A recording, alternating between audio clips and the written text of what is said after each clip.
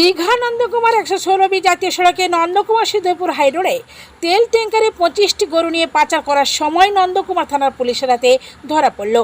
আর সকাল 9টা নাগাদ দীঘা থেকে একটি তেল ট্যাঙ্কার আসতে দেখা যায়, যার সামনে নম্বর প্লেটে কালি লাগানো ছিল। সন্দেহ করে নন্দকুমার থানার পুলিশ সেটিকে আটকায় এবং জিজ্ঞাসাবাদ করলে কোনো সদুত্তর না পেয়ে গাড়িটিকে আটক করে এবং পরে সেটি তদন্ত করে জানতে পারে তার মধ্যে গরু রয়েছে। ড্রাইভার এবং খালাসিকে জিজ্ঞাসা করতে গেলে পালিয়ে যায়। নন্দকুমার থানার পুলিশ সেই গাড়িটিকে আটক করে নন্দকুমার থানায় নিয়ে আসে। সেই ট্যাঙ্কার খুলতেই দেখা যায় তার ভেতরে তেলের বদলে গরু।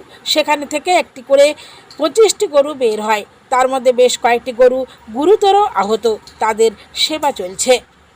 নন্দকুমার থেকে নিজস্ব প্রতিনিধি, সংবাদ কর্নার।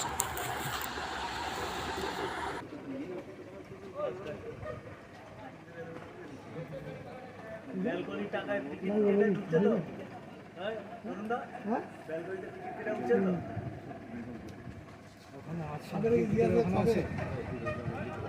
মোট 25টা।